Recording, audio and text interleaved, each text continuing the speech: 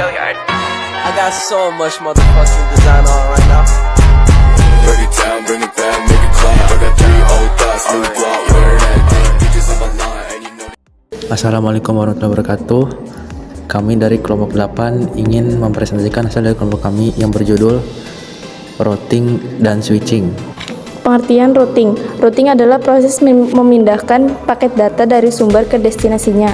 Proses ini bisa terjadi untuk berbagai jenis network, mulai dari internet hingga telepon. Tentunya yang paling terkenal adalah routing untuk paket switching network yang digunakan untuk internet.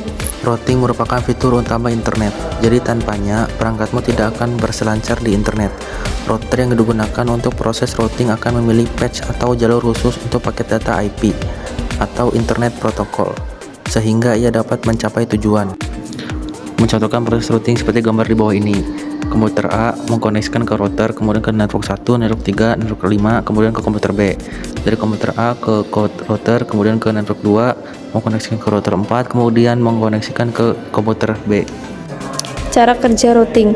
Proses routing yang dilakukan sebuah router menggunakan routing table untuk menentukan jalur mana saja yang bisa dilalui sebuah paket data supaya bisa mencapai tujuan akhirnya. Bisa diumpamakan bahwa routing table ini seperti jalur kereta dan stasiun-stasiun di dalamnya.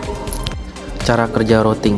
Ketika sebuah router mendapatkan paket, perangkat ini langsung mengecek kemana tujuan akhirnya. Lalu, router mulai menentukan jalan yang harus ditempuh untuk koneksi yang terbaik.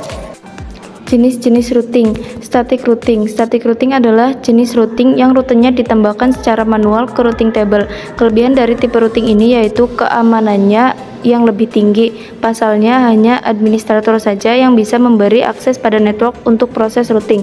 Selain itu, tidak diperlukan pengguna bandwidth dari router ke router. Default routing. Default routing merupakan jenis routing yang menggunakan single router. Router yang digunakan akan mengirim semua paket ke single router. Rute ini dipilih pada proses routing saat tidak ada rute atau jalur lain yang tersedia untuk tujuan dari sebuah alamat IP.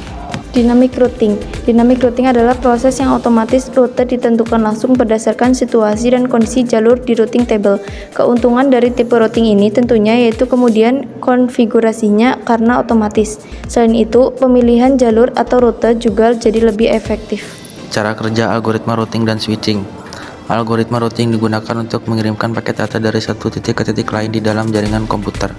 Ini dilakukan dengan menggunakan serangkaian aturan dan protokol yang digunakan untuk menentukan jalur terbaik untuk mengirimkan data ke tujuan. Cara kerja algoritma routing dan switching.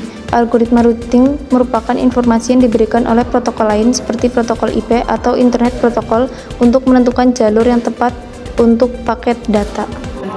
Sekian dari kelompok kami, kurang lebihnya mohon maaf. Wassalamualaikum warahmatullahi wabarakatuh.